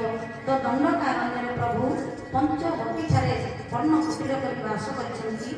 ଲକ୍ଷ୍ମଣ ନାଗ ଚାଲିଥିବା ସମୟରେ ଭଗବାନ ରାମ ସୀତାଙ୍କୁ କହିଛନ୍ତି, ହେ ପ୍ରିୟେ ମହି ପୁଛୁ ବଳକ ଲଳିତ ନରନୀଳା। ପ୍ରଭୁ ଏଇଠି ସୀତାଙ୍କୁ କୋଉଠି ରଖିଲେ? ଅଗ୍ନିରେ ପ୍ରବେଶ କରିଦେଲେ। ଅର୍ଜୁନାଥ ସୀତାଙ୍କୁ ରଖିଦେଲେ, ମାୟା ସୀତାଙ୍କୁ ଏଇଠି ରଖିଦେଲେ। କାହିଁକି ନା ଏଇଟା ହଉଛି ମାୟାବୀ ବନ। କୋଉ ବନ ଏଇଟା? ମାୟାବୀ ବନ। ମାୟା ବନରେ ମାୟା ସୀତା ରହିଲେ ହିଁ ପାରିବେ। ତ ସୀତାଙ୍କୁ ଅଗ୍ନିକି ଦେଇଦେଲେ। ଅଗ୍ନିକି ଦେଇଦେବାର କାରଣ କ'ଣ ନା ସୀତା ହଉଛନ୍ତି ମାଟି କନ୍ୟା। କୁମ୍ଭାର ଘର ମାଟିରେ ଯୋଉ ପାତ୍ର ତିଆରି କରି ତାକୁ ନିଆଁରେ ନ ପକେଇଲେ ସେ କାହାକୁ ଦବ କି? ନିଆଁରେ ପକେଇଲେ ସେ ପରିପକ୍ୱ ହବ। ରାମଚନ୍ଦ୍ର ଚିନ୍ତା କଲେ, ମୁଁ ତ ରାବଣକୁ କଥା ଦେଇଛି ଯେ ସୀତାଙ୍କୁ ମୁଁ ପରିପକ୍ୱ କରି ଛାଡ଼ିବି, ଯେହେତୁ ସେ ସ୍ୱର୍ଗକୁ ସିଡ଼ିଟିଏ ବନେଇବ। ରାବଣର ଭୁଲ ଏଇଠି ହେଇଗଲା। ରାମଚନ୍ଦ୍ର କହିଲେ, ମୁଁ ଯାହା କଥା ଦେଇଥାଏ ମୁଁ ମୋ କଥା ରଖେ। ମୁଁ ସୀତାଙ୍କୁ ଏଥିପାଇଁ ଅଗ୍ନିରେ ପ୍ରବେଶ କରେଇଲି, ମୁଁ ଯେହେତୁ ସୀତାଙ୍କୁ ରାବଣକୁ ଦେବି, ରାବଣ ମନ କଥା କହିଦେଲା, ହେ ପ୍ରଭୁ ମୁଁ ସ୍ୱର୍ଗକୁ ସିଡ଼ିଟିଏ ବନେଇବି, ଲୁଣି ସମୁଦ୍ରକୁ କ୍ଷୀର ସମୁଦ୍ର କରିବି, ଯାହା ପାଇଁ ମୋତେ ସୀତାଙ୍କର ଶକ୍ତି ଦରକାର। ଏପର୍ଯ୍ୟନ୍ତ ସୀତା ତାଙ୍କ ଶକ୍ତି ସହିତ ପରିଚୟ ହେଇନାହାନ୍ତି, କାରଣ ଯେତେବେଳେ ସେ ଅଗ୍ନିରେ ପ୍ରବେଶ କରି ବାହାରିଲେ ସେତେବେଳେ ତାଙ୍କର ଶକ୍ତିର ପରିଚୟ ହେବ। ସ୍ୱର୍ଗକୁ ସିଡ଼ିଟିଏ ବନେଇବା ପାଇଁ ରାବଣ ସାମର୍ଥ୍ୟ ହେବ। ସୀତାଙ୍କୁ ସେଥିପାଇଁ ପ୍ରଭୁ ଅଗ୍ନିରେ ପ୍ରବେଶ କରାଇଦେଲେ। କିନ୍ତୁ ରାବଣ ମାଗିଲା ବେଳକୁ କୋଉ ବେଶରେ ମାଗିଥିଲା? ରାବଣ ବେଶରେ ଯାଇ ମାଗିଥିଲା ମୋତେ ସୀତା ଦିଅ ବୋଲି। ନବାକୁ ଯେତେବେଳେ ଆଇଲା କୋଉ ବେଶରେ? ମିଛ ବେଶରେ ଆସିଲା। ତେଣୁ ମିଛ ସୀତାଟା ନେଇକିରି ଗଲା। ଯଦି ସତ ବେଶରେ ଆସିଥାନ୍ତା, ରାମ କହିଲେ ଯଦି ସତ ରାବଣ ହିଁ ମୋ ପାଖକୁ ଆସି ସୀତା ମାଗିଥାନ୍ତୁ, ମୁଁ ସତ ସୀତା ଦେଇ ଦେଇଥାନ୍ତି, ତୋତେ କେବେ ମିଛ ସୀତା ଦେଇନଥାନ୍ତି। ତ ମର୍ଯ୍ୟାଦା ପୁରୁଷୋତ୍ତମ ଆଜି ସୀତା ମାଙ୍କୁ ରଖିଦେଇଛନ୍ତି। ଏବେ ଲକ୍ଷ୍ମଣ ଲାଲ ଆସି ପହଞ୍ଚିଗଲେ। ତ ସୁଧୀ ସଜ୍ଜନ ମଣ୍ଡଳୀ, ମାୟା ସୀତା ଆଶ୍ରମରେ ଅଛନ୍ତି। ଦିନେ ପଞ୍ଚବଟୀ ଭିତରେ ଲକ୍ଷ୍ମଣ ଲାଲ ପିନ୍ଧିତରେ ସର୍ବସର୍ବାରୀକୁ ଧରି ଜଗିଛନ୍ତି। ଏହି ସମୟରେ ଲକ୍ଷ୍ମଣ ଲାଲ ଜଗିଥିବା ସମୟରେ ରାମଭଦ୍ର ସରକାର ଟିକେ ଉଠି ପଡ଼ିଛନ୍ତି ରାତି ଅଧରେ। ଉଠିବା ସମୟରେ ଦେଖିଲେ ଯେ ଲକ୍ଷ୍ମଣ ଯେଉଁ କୁଠିରରେ ବସିଛି ସେଠିକି ଗୋଟେ ନାରୀଟିଏ ଗଲା। କହିଲେ ନାରୀ ତ ସୀତା ଗୋଟେ ମୋ ପାଖରେ ଅଛି, ଆଉ ଗୋଟେ ନାରୀ କିଏ ଲକ୍ଷ୍ମଣ ପାଖକୁ ଗଲା। ଯେତେବେଳେ ଲକ୍ଷ୍ମଣ ପାଖକୁ ଯାଇଛନ୍ତି, ଲକ୍ଷ୍ମଣ ଲାଲ ପାଖକୁ ରାମଭଦ୍ର ସରକାର ଧୀରେ ଧୀରେ ଗଲେ। ଲକ୍ଷ୍ମଣ କୁଟୀରକୁ ଯେଉଁ ନାରୀ ଜଣକ ଗଲା, ସେ ନାରୀ ଜଣକ କିଏ ବୋଲି ରାମଭଦ୍ର ସରକାର ଦୂରରୁ ଟିକେ ଯାଇକି ଦେଖୁଛନ୍ତି କିଏ ସେ ନାରୀ। ରାମ କେବେ କୌଣସି ନାରୀର ଛାଇକୁ ମାଡ଼ିବେନି, ଇଏ ହେଉଛନ୍ତି ମର୍ଯ୍ୟାଦା ପୁରୁଷୋତ୍ତମ। ତ ସୁଧୀ ସଜନ ମଣ୍ଡଳୀ, ଯେଉଁଦିନ ରାବଣ ମରିଗଲା ପରେ ମନ୍ଦୋଦରୀ ପଞ୍ଚକନ୍ୟାର ସତୀ ମନ୍ଦୋଦରୀ କାନ୍ଦୁଥିଲା, କହିଲା କିଏ ମୋ ସ୍ୱାମୀକି ମାରିଛି, ମୁଁ ଟିକେ ତାକୁ ଦେଖିବି, ମୋ ରାମକୁ ଦେଖିନି, ଆଗରୁ ଶୁଣିଛି ରାମ ମୋ ସ୍ୱାମୀକି ମାରି ଦେଇଛନ୍ତି ବୋଲି। ରାମଭଦ୍ର ସରକାର ମନେ ମନେ କାନ୍ଦୁଛନ୍ତି, ବ୍ରହ୍ମହତ୍ୟା କରିଥିଲି, କେଡ଼େ ବଡ଼ ଜ୍ଞାନୀ, ମୋର ସେତୁବନ୍ଧ ସେ ପ୍ରତିଷ୍ଠା କରିଦେଲା, ଶୈବ ବୈଷ୍ଣବକୁ ମାନି ସେ ଆଉ ତୁ ପ୍ରତିଷ୍ଠା କରିଦେଲା। ମୋତେ କହିଥିଲା ଯେତେବେଳେ ରାବଣ ମରିଯିବ ମୋ ପାଖରେ ଦୁଇ ଭାଇ ଠିଆ ହେଇଯିବ ବୋଲି। ରାମଭଦ୍ର ସରକାର ବ୍ରହ୍ମହତ୍ୟା କରିଛନ୍ତି ବୋଲି ମନରେ ପାପ କରି କିଛି ଦୂରରେ ବସିଛନ୍ତି। ରାବଣ ମରିଯିବ ବୋଲି ସମସ୍ତେ ଏପଟେ ମନ୍ଦୋଦରୀ ମାଙ୍କର ଖୋଜି ଖୋଜି ରାମଭଦ୍ର ସରକାରଙ୍କ ପାଖକୁ ଗଲେ। ଯେତେବେଳେ ଯାଉଛନ୍ତି, ଆଚ୍ଛା ରାବଣ ଦ୍ୱିପହରେ ମରିଛି, ମନ୍ଦୋଦରୀ ଆସି କାନ୍ଦିଲା ବେଳକୁ ଅପରାହ୍ନ ହେଇଗଲାଣି, ଦ୍ୱିପହର ଛାଇଟା ସାନ, ଅପରାହ୍ନକୁ ଆମ ଛାଇଟା କେତେ ବଡ଼ ଲମ୍ବା ହେବ, ବହୁତ ଲମ୍ବା ହେଇଯିବ। ମନ୍ଦୋଦରୀ ଯେତେବେଳେ ଯାଉଛି, ମନ୍ଦୋଦରୀର ଛାଇଟା ବହୁତ ଲମ୍ବା ଅଛି। ଅପରାହ୍ନ ସମୟ ରାମଭଦ୍ର ସରକାରକୁ ନାରୀର ଛାଇଟା ବାଜି ଦେଉଛି ବୋଲି ଦେହରେ ଉଠିକି ଆଡ଼େଇ ଗଲେ। ଯେ ପର ସ୍ତ୍ରୀର ଛାଇକି ମଧ୍ୟ ନିଜ ଦେହରେ ପକେଇବାକୁ ଦିଅନ୍ତିନି, ସେ ହେଉଛନ୍ତି ମର୍ଯ୍ୟାଦା ପୁରୁଷୋତ୍ତମ ରାମଚନ୍ଦ୍ର। ଯେତେବେଳେ ଛାଇ ପଡ଼ିଯାଉଛି ବୋଲି ପ୍ରଭୁ ଠିଆ ହେଇ ପଡ଼ିଲେ, ମନ୍ଦୋଦରୀ ଅଟକି ଗଲେ। ମନ୍ଦୋଦରୀ ଜାଣିଗଲେ ଯେ ଏ ପୁରୁଷ ପରନାରୀର ଛାଇକି ବି ସ୍ପର୍ଶ କରୁ ନାହିଁ, ପରନାରୀ ତ ନାରୀ, ପରନାରୀର ଛାଇକି ଛୁଇଁବାକୁ ମଧ୍ୟ ଇଚ୍ଛା ନାହିଁ। ମନ୍ଦୋଦରୀ କହିଲେ ଆଜ୍ଞା ମୁଁ ଯେଉଁ ପ୍ରଶ୍ନ ନେଇକି ଆସିଥିଲି ତାର ଉତ୍ତର ପାଇଗଲି ହେ ମର୍ଯ୍ୟାଦା ପୁରୁଷୋତ୍ତମ। ରାମଭଦ୍ର ସରକାର କହିଲେ ମା ମୁଁ ହେଉଛି ତମର ଦୋଷୀ, ମୁଁ ରାବଣଙ୍କୁ ମାରିବାକୁ ଚାହୁଁନଥିଲି, ମହାଜ୍ଞାନୀ ସେ, ତାର ଜ୍ଞାନକୁ ମୁଁ ଜାଣିଛି, ତାପରେ ମହାଜ୍ଞାନୀ ମହାପୁଣ୍ୟବନ୍ତ, ସେ ହେଉଛି ସବୁଠାରୁ ପୁଣ୍ୟବନ୍ତ। ତ ସୁଧୀ ସଜନ ମଣ୍ଡଳୀ, ରାବଣ ସବୁଦିନ ଧର୍ମରେ ଯିବ ଅଧର୍ମରେ ଯିବ, ଗୋଟିଏ ଭୁଲ କଲା, ସୀତାକୁ ଚୋରେଇ ଆଣିଲା। ସେ ଆଉ ସେ ସମୟରେ ଜାଣିପାରିଲାନି ଯେ ମୁଁ ମାଗିଛି, ମାଗିବାକୁ ଯିବି ବୋଲି, ଭୁଲରେ ଆଣି ବୋଲି ତ କହିଛି ନେଇ ପଳେଇ ଆସିଲା, ଏଇ ଗୋଟିକ ଭୁଲ କରିଦେଲା, ନହେଲେ ଆଉ କିଛି ରାବଣର ଭୁଲ ନାହିଁ। ଦୁର୍ଯ୍ୟୋଧନ ସବୁତକ ଭୁଲ କରିଛି, କିନ୍ତୁ ରାବଣ ଗୋଟିଏ ଭୁଲ କରିଛି। ମନ୍ଦୋଦରୀ କହିଲା ଆଜ୍ଞା ମୋ ସ୍ୱାମୀର ଦେହରେ ସୁଦର୍ଶନ ଚକ୍ର ବାଜିକି ଖଣ୍ଡ ହେଇଯାଉଛି, ମୋ ସ୍ୱାମୀ ଦେହରେ ତ୍ରିଶୂଳ ବାଜିକି ଖଣ୍ଡ ହେଇଯାଉଛି, ବ୍ରହ୍ମାସ୍ତ୍ର ବାଜିଲେ ମୋ ସ୍ୱାମୀର କିଛି ହେଉନଥିଲା। ଯିଏ ଦଶାନନ ଦଶଗ୍ରୀବ ବିଶ୍ରମାନନ୍ଦନ ରାବଣକୁ ସାଧାରଣ ଗୋଟେ ବନବାସୀ ରାଜକୁମାର ମାରିଦେବାର କାରଣ ମୁଁ ବୁଝିଗଲି। ରାମ କହିଲେ ମା କ'ଣ ବୁଝିଗଲ? ନା ମୋ ସ୍ୱାମୀ ତାର ପାଖରେ ତ୍ରିଭୁବନର ପଞ୍ଚକନ୍ୟା ଭିତରେ ସୁନ୍ଦରୀ କନ୍ୟା ମନ୍ଦୋଦରୀ ପରି ସ୍ତ୍ରୀ ଥାଉ ଥାଉ ବଣରେ ଥିବା ବଳ୍କକଳ ପିନ୍ଧିଥିବା ସାଧାରଣ ମନୁଷ୍ୟର ପତ୍ନୀକି ନିଜର ପତ୍ନୀ କରିବ ବୋଲି ଇଚ୍ଛା କରି ଚୋରେଇକି ନେଇ ଆସିଲା। କିନ୍ତୁ ତୁମେ ହେଉଛ ସେହି ରାମ, ପର ସ୍ତ୍ରୀର ଛାଇକି ମାରିଗଲେ ପାପ ବୋଲି ଚିନ୍ତା କରୁଛ, ସେଥିପାଇଁ ତମେ ଜିତିଗଲ। ନାରୀକି ଯିଏ କୁଦୃଷ୍ଟିରେ ଚାହିଁଲା, ମୋ ସ୍ୱାମୀର ଖରାପ ଦୃଷ୍ଟି ନଥିଲେ ମଧ୍ୟ ଲୋକଙ୍କ ସାମ୍ନାରେ ସେ ଦେଖେଇଛି ଯେ ମୋର ଇଏ ଖରାପ ଦୃଷ୍ଟି ବୋଲି, କିନ୍ତୁ ଆଜି ମୋ ସ୍ୱାମୀର ସେ ଚିନ୍ତା ପାଇଁ ସେ ଗୋଟେ ସାଧାରଣ ରାଜକୁମାର ଠାରୁ ହାରିଗଲେ। ଆଜି ତମେ ପର ସ୍ତ୍ରୀର ଛାଇକି ଛୁଉଁନ ବୋଲି ରାବଣ ପରି ମହାଜ୍ଞାନୀକୁ ତମେ ମାରିଦେବ, କେବଳ ପର ନାରୀକି ଛାଇକି ଛୁଇଁବନି ବୋଲି। ତ ସୁଧୀ ସଜନ ମଣ୍ଡଳୀ, ରାମଭଦ୍ର ସରକାର ସେଥିପାଇଁ ଯେଉଁ ନାରୀଟିଏ ଯାଉଛି ତାର ଛାଇଟା ପଡ଼ିଯିବ ବୋଲି ରାମ ଟିକେ ଦୂରେଇକିରି ରହିଛନ୍ତି। ଲକ୍ଷ୍ମଣ କୁଟୀର ଭିତରକୁ ଯେଉଁ ନାରୀ ଜଣକ ଗଲେ, ଲକ୍ଷ୍ମଣ ଲାଲ ପଚାରିଲେ ହେ ଦେବୀ ତମେ କୁଆଡ଼େ ଆସିଛ? ନିଦ୍ରା ଦେବୀ କହୁଛନ୍ତି ମୁଁ ନିଦ୍ରା ଦେବୀ ଆସିଛି। କହିଲେ କାହିଁକି ମୋ ପାଖକୁ ଆସିଛ? ମୁଁ ତ 14 ବର୍ଷ ଶୋଇବିନି ବୋଲି କହିଛି। ନା ହେ ବୀର ଲକ୍ଷ୍ମଣ, ମୁଁ ଅଯୋଧ୍ୟାରୁ ଆସିଛି, ମୋତେ ଉର୍ମିଳା ପଠେଇଛି। 14 ବର୍ଷ ମୋ ସ୍ୱାମୀ ଶୋଇନାହାନ୍ତି, ଯାଅ ଟିକେ ଶୋଇବ ନା କ'ଣ? ସେହି ସମୟରେ ଲକ୍ଷ୍ମଣ ଲାଲ କହିଲେ ହେ ନିଦ୍ରା ଦେବୀ ଆପଣ ଉର୍ମିଳାଙ୍କୁ ଯାଇ କହିଦେବେ ଯେଉଁଦିନ ମୁଁ ଅଯୋଧ୍ୟାକୁ ଫେରିବି ସେଦିନ ଶୋଇବି, ସିନା ଅଯୋଧ୍ୟାକୁ ନ ଫେରିବା ଯାଏଁ ଶୋଇବି ନାହିଁ। ଲକ୍ଷ୍ମଣ ଲାଲ ଯେତେବେଳେ ଏହି କଥା କହିଛନ୍ତି, ରାମଭଦ୍ର ସରକାର ସେହିଦିନ ଜାଣିଲେ ଯେ ଲକ୍ଷ୍ମଣ ଶୋଇବି ବୋଲି। ନହେଲେ ରାମ ଜାଣିଥିଲେ ଲକ୍ଷ୍ମଣ ସବୁଦିନ ଆମେ ଶୋଇଲା ପରେ ଶୋଇପଡ଼ୁଛୁ ବୋଲି। ଯେଉଁଦିନ ନିଦ୍ରା ଦେବୀ ରାତି ଅଧରେ ଆସିଥିଲେ, ରାମଭଦ୍ର ସରକାର କହିଲେ ବାହାରେ ଭାଇ ମୋର ଲକ୍ଷ୍ମଣ, ତୁ ହେଉଛୁ ମୋର ଉଜ୍ଜଳ ଛାଇ। ରାମ ସମସ୍ତଙ୍କର ମଣିଷଙ୍କର କଳା ଛାଇ, ରାମଙ୍କର ଉଜ୍ଜଳ ଛାଇ ଲକ୍ଷ୍ମଣ ହେଇକି ଅଛନ୍ତି, କେବେ ଶୋଇନାହାନ୍ତି। ଏ ଭାଇ ଜଗିଛି ରାମଚନ୍ଦ୍ରଙ୍କ ପରି ପତି ଜଗିଛନ୍ତି, ତାଙ୍କ ସ୍ତ୍ରୀ ସୀତାକୁ ବଣରୁ ପୁଣି ଜଣେ ଚୋର ଚୋରି କରି ନେଇଯାଉଛି। ଇଏ ବଡ଼ ବିଚିତ୍ର କଥା, ଅତି ବିଚିତ୍ର ରଘୁପତି ଚରିତ। ପ୍ରଭୁ ସକାଳ ପାଇଗଲା,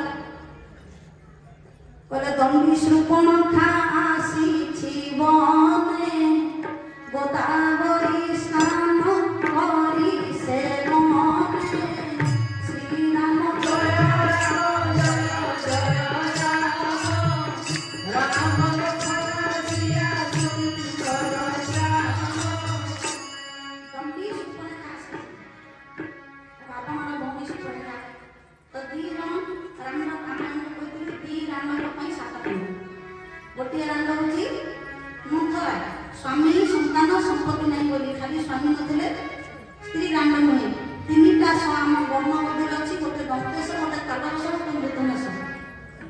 ଦାନ୍ତରୁ ବାହାରିଥିବା ଶବ୍ଦକୁ ଦନ୍ତେଶ, ତାଳୁରୁ ବାହାରିଥିବା ଶବ୍ଦକୁ ତାଳବେଶ, ମୂର୍ଧନ୍ୟରୁ ବାହାରିଥିବା ଶବ୍ଦକୁ ମୂର୍ଧନେଶ। ଇଏ 300 ଯୋଉ ଦିନ ଗୋଟେ ନାରୀ ପାଖରୁ କଟିଯିବ, ତାର ସଦବାଦନ ସବୁ ଚାଲିଗଲା। ସେଦିନ ସେ ରାଣ୍ଡ ବୋଲି କହିବ।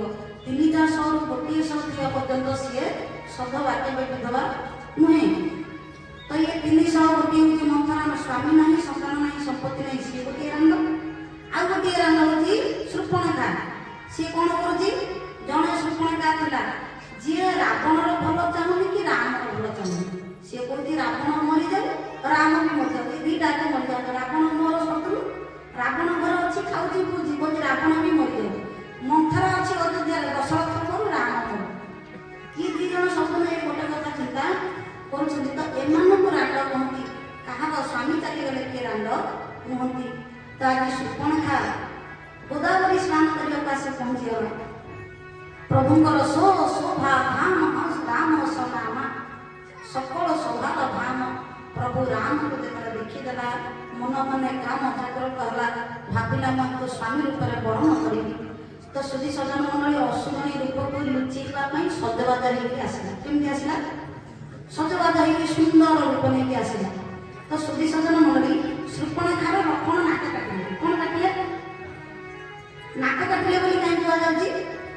ଧରନ୍ତୁ ଜଣେ ବହୁତ ସଜବାଜ ହେଇ ଅଳଙ୍କାର ପିନ୍ଧିକିରି ଯାଇଥିବ, ତାକୁ ଯଦି କିଏ ନ ନେଇବ ତା ନାକଟା କଟିଯିବ ନା ନାହିଁ? ଗୋଟେ ସଜବାଜ ହେଇକି ଏତେ ଅଳଙ୍କାର ପିନ୍ଧି, ଭଲ ଲୁଗା ପିନ୍ଧି, ଗୋଟେ ସଜବାଜ ହେଇକି ପେଣ୍ଟିଂ ପଡ଼ିକିରି ଯାଇଥିବ, ଏତେ ପଇସା ଖର୍ଚ୍ଚ କରିକିରି। ଶୃପଣଖା କେତେ ପଇସା ଖର୍ଚ୍ଚ କରୁଥିବ ଚିନ୍ତା କର। ରାବଣର ଭଉଣୀ, ସେ ସୁବର୍ଣ୍ଣ ଲଙ୍କାର ରାଜନନ୍ଦିନୀ।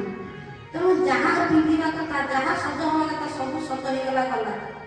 କିନ୍ତୁ ତାକୁ ରାମ ଲକ୍ଷ୍ମଣ ଅନେଇଲେ ନାହିଁ।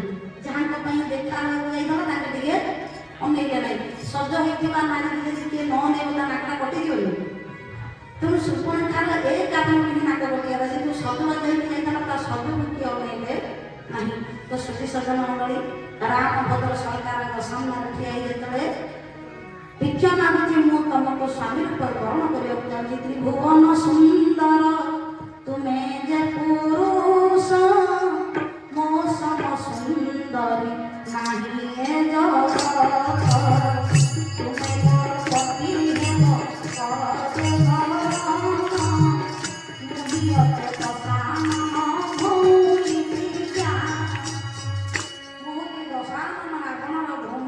ମୋ ପରି ସୁନ୍ଦରୀ ଏ ଜଗତରେ କେହି ନାହାନ୍ତି, ତମ ପରି ସୁନ୍ଦର ପୁରୁଷ କେହି ଜଗତରେ ନାହାନ୍ତି।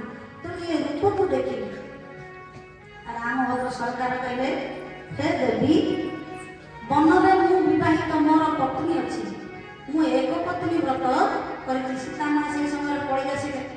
ଶୃପଣଖା କହୁଛି, ଇଏ ଗୋଟେ ତମକୁ କି ସୁଖ ଦେବ, ଆକୁ ସଜବାଜ କିଛି ଜଣା ନାହିଁ। ଇଏ ଗୋଟିଏ ପ୍ରକାର ଲୁଗା ପିନ୍ଧା ଶିଖିଛି, ମୁଁ 32 ପ୍ରକାର ଲୁଗା ପିନ୍ଧା ଶିଖିଛି। ମୁଁ ଗୋଟେ ପ୍ରକାର ଶିଖିନି, ଇଏ ଗୋଟିଏ ପ୍ରକାରିଆ ଲୁଗା ପିନ୍ଧିଛି, ମୁଁ 32 ପ୍ରକାର ଲୁଗା ପିନ୍ଧା ଶିଖିଛି। ସୀତା କେତେବେଳେ ପକେଇଛନ୍ତି? ହନୁମାନ ଯେତେବେଳେ ଲଙ୍କାକୁ ସୀତାଙ୍କୁ ଖୋଜିବାକୁ ଗଲେ, ହନୁମାନଙ୍କୁ ରାମ କହିଲେ ଏକ ବେଣୀ। ଯେ ଏକ ବେଣୀ ପକେଇକି ବାନ୍ଧୁଥିବ, ଏତେବେଳେ କିନ୍ତୁ ମା ମାନେ ବେଣୀ ପକେଇଲେ 3 ଭାଗ କରୁଛନ୍ତି। ଯେତେବେଳେ ମା ମାନେ ବହୁତ ବ୍ୟସ୍ତରେ ଥିବା ମୁଣ୍ଡକୁ ନେଇ ବେଣୀ ପକେଇବେ, ସିଧା ସେମିତି ଗୋଟେ ବେଣୀଟା ପକେଇଦେବେ। ତେଣୁ ସୀତା ମା ଯେତେବେଳେ ଲଙ୍କାକୁ ଗଲେ, ଆଉ ମୁଣ୍ଡ କୁଣ୍ଡିଆକୁ ତାଙ୍କର ମନ ଅଛି ବେଣୀ ପକେଇବାକୁ, ସବୁ ତାକୁ ଚୁଟି ଏମିତି ବୁଳେଇକି ଏକ ବେଣୀ, ଗୋଟିଏ ବେଣୀ, ଗୋଟିଏ ବେଣୀ ପକେଇଛନ୍ତି। ମୁଁ ଆଜି ଶୃପଣଖା କହୁଛି, ହେ ପ୍ରଭୁ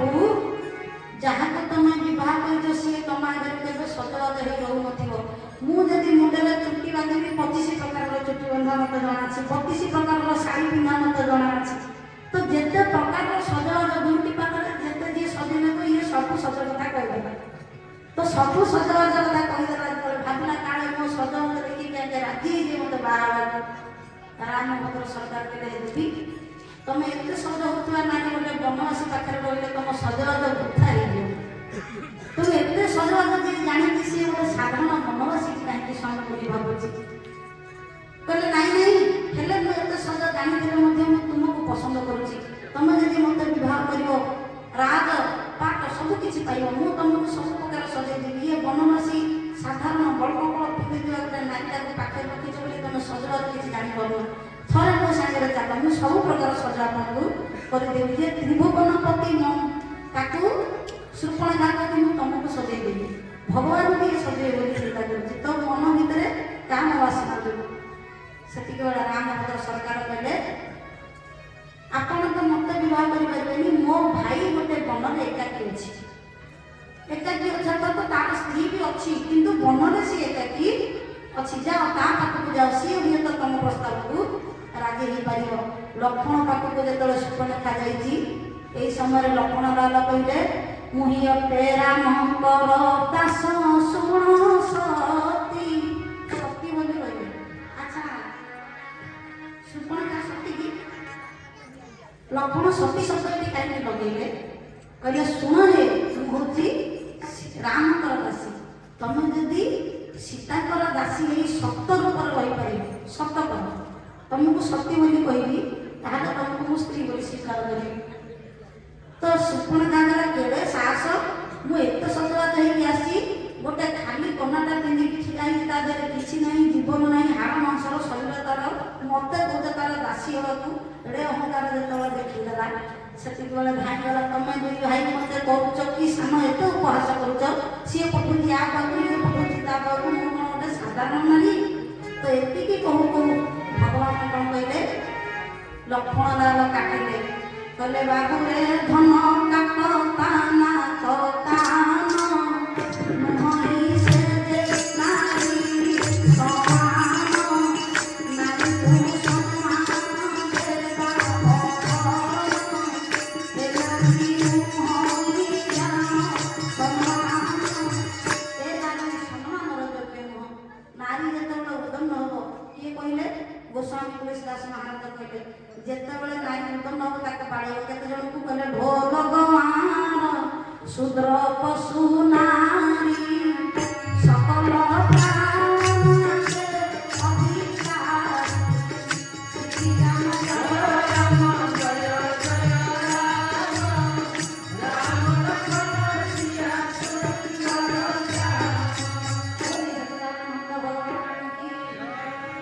ढोलକୁ ନ ବାଡ଼ିଲେ ढोल ବାଜିବ କି? ढोल ବାଜିବନି। ढोल କମାର ଶୂଦ୍ର ପଶୁ ନାରୀ। କମାର କହିଲେ ଗାଣ୍ଡୁଆ ଲୋକ। ଗାଣ୍ଡୁଆ ଲୋକଙ୍କୁ ଯଦି ନ ବାଡ଼ିବ ସେ କେବେ ସୁଧୁରିବେ ନାହିଁ। ତ ଢୋଲ କମାର ଶୂଦ୍ର ପଶୁ ନାରୀ।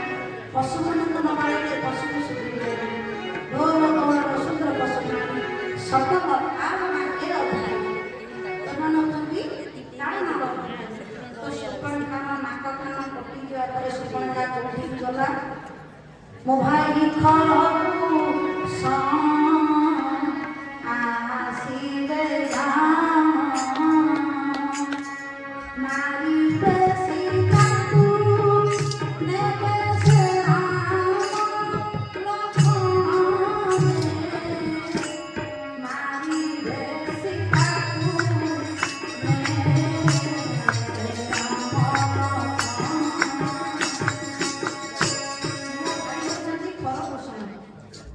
तो सुधी सज्जन मंडली विश्रवा ऋषि केतटा स्त्री जानते ना? विश्रवा ऋषि तीनटा स्त्री गोटे स्त्री नुह तीनटा स्त्री। प्रथम स्त्री ठारू रावण कुंभकर्ण जात। द्वितीय स्त्री ठारू खर दूषण शूर्पणखा खर दूषण दी भाई शूर्पणखा गोटे झील। 3 नंबर स्त्री ठारू विभीषण जात। विभीषण ना रावणर भाई ना खर दूषणर भाई। विभीषण होची 3 नंबर। अच्छा 3टा स्त्री काहींकी हैला तार विश्रवांगर 3टा स्त्री काहींकी हैला? तो सुधी सज्जन मंडली प्रथमे ब्रह्मांकर पुत्र होचती पुलस्त्य। ब्रह्मांकर पुत्र किए? ପୁଲସ୍ତ୍ୟ ପୁଲସ୍ତ୍ୟଙ୍କର ପୁତ୍ର ହେଉଛନ୍ତି ବୈଶ୍ରବଣ। ପୁଲସ୍ତ୍ୟଙ୍କର ପୁତ୍ରଙ୍କ ନାମ କ'ଣ? ବୈଶ୍ରବଣ। ବୈଶ୍ରବଣ ପୁଲସ୍ତ୍ୟଙ୍କର ପୁତ୍ର ହେଲେ ବ୍ରହ୍ମାଙ୍କର କ'ଣ? ନାତି। ବୈଶ୍ରବଣ ହେଉଛନ୍ତି ବ୍ରହ୍ମାଙ୍କର ନାତି। ବ୍ରହ୍ମା ପୁଲସ୍ତ୍ୟକୁ ଟିକେ ଭଲ ପାଆନ୍ତି, ନିଜ ପୁଅକୁ ଭଲ ପାଆନ୍ତିନି, ନାତିକି ବେଶୀ ଭଲ ପାଆନ୍ତି। ଆଚ୍ଛା, ଗୋଷୀ ବାପା ମାନେ ପୁଅକୁ ଭଲ ପାଆନ୍ତି ନା ନାତିକି? ନାତିକି ଭଲ ପାଆନ୍ତି। ସେମିତି ବ୍ରହ୍ମା ତାଙ୍କ ପୁଅକୁ ବେଶୀ ଭଲ ନ ପାଇ ନାତିକି ବୈଶ୍ରବଣକୁ ବହୁତ ଭଲ ପାଆନ୍ତି। ବୈଶ୍ରବଣକୁ ଭଲ ପାଇବାରୁ ପୁଲସ୍ତ୍ୟ ବୈଶ୍ରବଣକୁ ଟିକେ ଘୃଣା କରେ। କାହିଁକି ନା ବ୍ରହ୍ମା ସବୁଦିନ ପୁଲସ୍ତ୍ୟକୁ ଡାକନ୍ତିନି, ବୈଶ୍ରବଣକୁ ଡାକି ପାଖରେ ବସନ୍ତି, ଭଲ ମନ୍ଦ କଥା। ତେଣୁ ଇଏ ଭାବିଲେ ମୋ ବାପା ମତେ କେବେ ପଚାରୁନି ପୁଅ ବୋଲି, ମୋ ପୁଅଟାକୁ ଅତି ଆଦର କରୁଛି, ମତେ ଟିକେ ଭଲ ପାଉ ନାହିଁ। ତ ଏ କଥା କିଏ ଜାଣିପାରିଲେ ନା ବୈଶ୍ରବଣ ଜାଣିପାରିଲେ। ବୈଶ୍ରବଣ ଜାଣିପାରିବାରୁ ବୈଶ୍ରବଣ କ'ଣ କଲେ ନା ନିଜ ବାପାଙ୍କୁ ଖୁସି କରିବା ପାଇଁ କ'ଣ କହିବି ଚିନ୍ତା କଲେ, କିନ୍ତୁ ସେ ଖୁସି ହେଲେ ନାହିଁ। ତାଙ୍କ ଶରୀରରୁ ଆଉ ଜଣଙ୍କୁ ଜାତ କଲେ, ଅର୍ଥାତ୍ ଆଉ ଗୋଟେ ପୁତ୍ର ଜାତ କଲେ, ଯାହାର ନାମ ଦିଆହେଲା ବିଶ୍ରବା।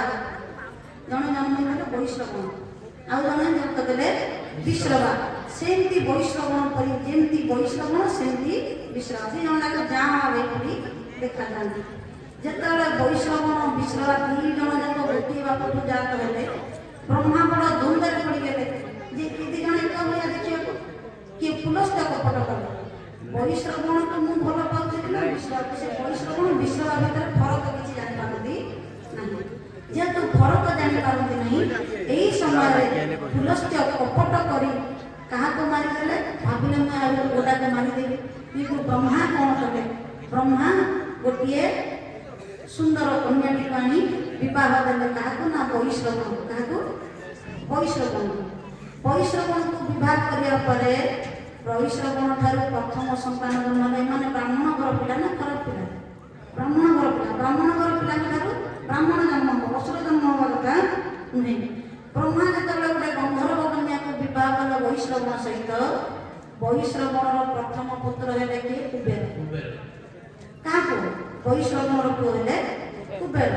କୁବେର ଚିନ୍ତା କଲେ ବିଶ୍ରବା ଓ ବୈଶ୍ରବଣ ଏ ଦୁଇ ଜଣ ମୋର ବାପା ସମାନ, ଏମାନେ କ'ଣ କରୁଛନ୍ତି? ଦୁଇ ଜଣ ବାଡ଼ିଆ ପିଟା ହେଉଛନ୍ତି। ବୈଶ୍ରବଣ ଘର ଦ୍ୱାର ଛାଡ଼ିକିରି ଚାକିଗଲେ, କାହାକୁ ଦେଇଦେଲେ? ଭାଇକି ସବୁ ଦେଇଦେଲେ। ମୋ ଭାଇ ବାଟ କରୁଛି ବୋଲି ବିଶ୍ରବାକୁ ସବୁ ଦେଇଦେଲେ। କହିଲେ ମୋ ପୁଅ କୁବେର ବି ମୁଁ ତୋତେ ଦେଇଦେଲି। କୁବେର ବିଶ୍ରବଙ୍କ ପୁଅ ନୁହେଁ, କିନ୍ତୁ ଆପଣଙ୍କର ଭାଇ। ବୈଶ୍ରବଣଙ୍କର ପୁଅ ହେଉଛି କିଏ? ସେ କୁବେର। ତ କୁବେରକୁ ଯେତେବେଳେ ଦେଇଦେଲେ ପୁଅ କରିକିରି, କୁବେରକୁ କିଏ ଭଲ ପାଇବ? ବିଶ୍ର। କୁବେରକୁ ବିଶ୍ର ଭଲ ପାଇଲେନି। କାରଣ କାହାର ପୁଅ? ବୈଶ୍ରବଣର ପୁଅ। ଭଲ ପାଉନଥିଲେ। ଭଲ ନ ପାଇବାରୁ କୁବେର ମନ ମନେ ଭାବିଲେ ମୋ ବାପା ମୋତେ ଭଲ ପାଉନାହାନ୍ତି, ତେଣୁ ମୋ ବାପାଙ୍କୁ କେମିତି ଖୁସି କରିବି ବୋଲି ସବୁଦିନ ନାଚ ଗୀତ ଖାଇବା ପିଇବା ମାନେ ଦେଇକି କାଳେ ଖୁସି କରିଦେବି ବୋଲି ଗନ୍ଧର୍ବ ସୁନ୍ଦର ସୁନ୍ଦର ପୋଷାକ ମାନେ ବସେଇକି ପାଖରେ ସେବା କରିକି ମୋ ବାପାକୁ ଖୁସି କରା। ତ ଇଏ ସେବା କରୁ କରୁ ଇଏ ତିନି ନାରୀଙ୍କ ସହିତ ମିଶିବା ସହିତ ଇଏ ତିନି ଜଣ କ'ଣ ହେଲେ ନା ଅତି ଦୁଷ୍ଟ ହେଇଗଲେ। ମାନେ ନାଚ ଗୀତ କରିବାକୁ ଆସିଗଲେ, ଏମାନଙ୍କର ଭଲ ବୁଦ୍ଧି କିଛି ନଥିଲା। ବିଶ୍ରବାଙ୍କ ସହିତ ମିଶିବାରୁ ଏମାନଙ୍କର କାହାର ନା ମାଳବୀ, କେକଶୀ, ନିକଶୀ। ମାଳବୀ ଠାରୁ ବିଭୀଷଣ ଜନ୍ମ, କେକଶୀ ଠାରୁ ରାବଣ କୁମ୍ଭକର୍ଣ୍ଣ ଜନ୍ମ, ନିକଷା ଠାରୁ କିଏ ଜନ୍ମ? ଖରଦୂଷଣ ଶୂର୍ପଣଖା ଜନ୍ମ। ଏ ତିନି ନାରୀକୁ କୁବେର ବାହା କରିଥିଲେ। କାହାକୁ? ବିଶ୍ରବାଙ୍କୁ। କୁବେର ବାହା କରିଥିଲେ କାହାକୁ? ବିଶ୍ରବାଙ୍କୁ। ବୈଶ୍ରବଣ ଚାଲି ଯାଇଛନ୍ତି। ବୈଶ୍ରବଣଙ୍କର ପୁତ୍ର ହେଉଛି କୁବେର। କୁବେରକୁ ଦେଇଦେଲେ ବିଶ୍ରବାଙ୍କୁ। ବିଶ୍ରବାଙ୍କର ବଡ଼ ପୁଅ ହିସାବରେ ସିନା ରହିଲେ, କେବେ ଆଦର ପାଇଲେ ନାହିଁ। କିନ୍ତୁ ବ୍ରହ୍ମା ସବୁ ସ୍ୱର୍ଗର ସମ୍ପତ୍ତି କାହାକୁ ଦେଲେ? ନାତିକି ଦେଲେ। ଜେଜ କାହାକୁ ଦେବ? ନାତିକି ଦେବ। କୁବେରକୁ ସେ ନିଜ ନାତି ବୋଲି ଭାବୁଥିଲେ, ଏରା କାହାକୁ ନାତି ଭାବୁନଥିଲେ। କୁବେରକୁ ସବୁ ସମ୍ପତ୍ତିର ଅଧିକାର ଦେଇଦେଲେ ବୋଲି ବ୍ରହ୍ମା ରାବଣ ବାଡ଼େଇକି କୁବେର ଠାରୁ ଶୂର୍ପଣଖା ଧରି ପଳେଇ ଆସିଥିଲା। ତ ସୁଧୀ ସଜନ ମଣ୍ଡଳୀ, ଇଏ ଶୂର୍ପଣଖା ହେଉଛି ସେଇ ଖରଦୂଷଣର ଭଉଣୀ, ଓରିଜିନାଲ ଭଉଣୀ, ରାବଣର ଭଉଣୀ ନୁହେଁ। ଖରଦୂଷଣ ପାଖକୁ ଆଗେ ଗଲା, ତା ଭାଇ ପରା ସେମାନେ। ଖରଦୂଷଣ ଦୁଇ ଜଣ ଆସିଲେ, ବଡ଼ ପ୍ରତାପ। ରାବଣ କହୁଛି ମୋ ସମାନ ଯୋଦ୍ଧା ହେଉଛନ୍ତି ଖରଦୂଷଣ। ତ ସୁଧୀ ସଜନ ମଣ୍ଡଳୀ, ରାବଣ ଗୋଟେ ମହାକାଲ, ରାବଣ କେତେ କିଏ ବୁଝେଇଲେ ବି ସେ ବୁଝିବନି। କାହିଁକି ବୁଝିବନି? ସେ ତ ଆଗରୁ ବୁଝିକିରି ଅଛି। ଯିଏ ସିନା ଅବୁଝା ଥିବ ତାକୁ ବୁଝେଇଲେ ବୁଝିବ, ଯିଏ ଆଗରୁ ବୁଝିକି ଥିବ ତାକୁ କଣ ବୁଝେଇବ ତମେ? ତେଣୁ ଖରଦୂଷଣ ଆସି ପହଞ୍ଚିଗଲେ ଯୁଦ୍ଧ କରିବା ପାଇଁ। ଖରଦୂଷଣ ରାମ ଲକ୍ଷ୍ମଣ ଯେତେବେଳେ ଦେଖିଦେଲେ କଣ କହୁଛନ୍ତି? କହିଲେ ଯଦ୍ୟପି ଭଗିନୀ କିହ୍ନ କୁରୂପା, ଯଦ୍ୟପି ଭଗିନୀ କିହ୍ନ କୁରୂପା, ସତ୍ୟବାୟକ ନହି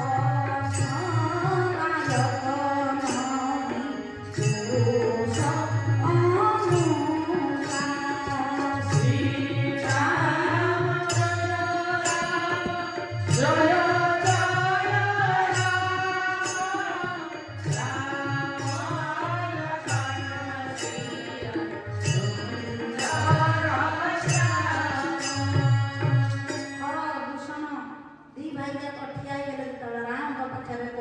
ଯଦ୍ୟପି ଭଗିନୀ କିହ୍ନି କୁରୂପା, ଯଦିବା ଆମ ଭଉଣୀର ନାକ କାଟି ଦେଇଛନ୍ତି, ଏମିତିଆ ସୁନ୍ଦର ପୁରୁଷକୁ ଆମେ ମାରିବାନି। ମଧ୍ୟ ଲାୟକ ନାହିଁ ପୁରୁଷ ଅନୁପାୟ। ଏମିତି ପୁରୁଷକୁ ମାରିଦେଲେ ଜଗତରେ ଏମିତି ପୁରୁଷ ମିଳିବେ ନାହିଁ।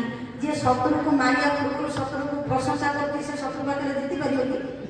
ରାମଙ୍କ ଶତ୍ରୁ ମଧ୍ୟ ପ୍ରଶଂସା କରୁଛନ୍ତି ତାଙ୍କ ରୂପକୁ ଦେଖିକି।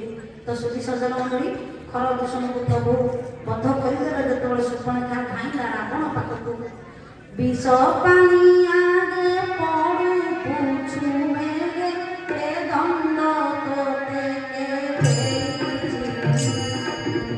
বহিলি তুমর সংসারে সার, বহিলি তুমর সংসারে কে হবারে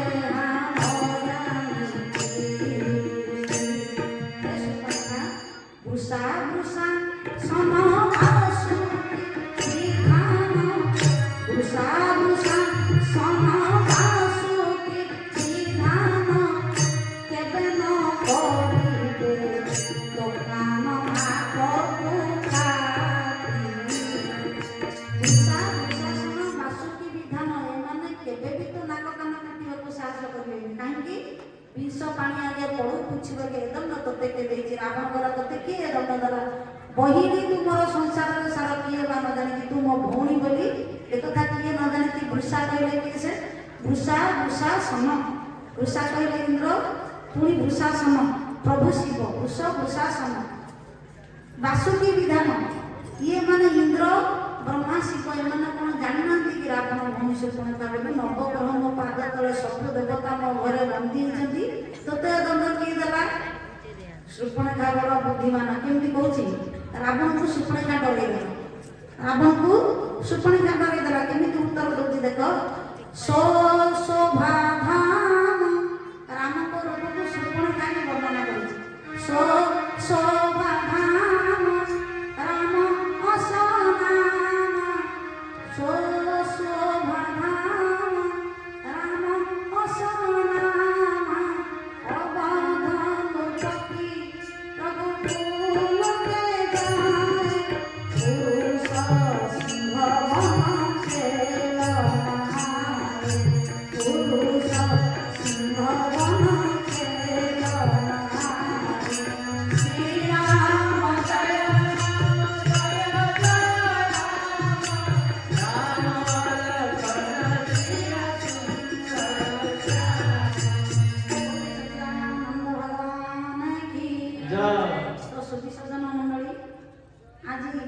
ଶୂର୍ପଣଖା କହୁଛି ଶୋଭା ଭାମ ରାମ ସମାନ। ଯୋଉ ରାମ ଅତି ସୁନ୍ଦର, ତାଙ୍କର ରୂପ ବହୁତ ସୁନ୍ଦର, ତାଙ୍କ ସାଙ୍ଗରେ ଗୋଟେ ଆହୁରି ସୁନ୍ଦର ନାରୀ ଯାହାକୁ ମୁଁ ତୁମ ପାଇଁ କନ୍ୟା କରି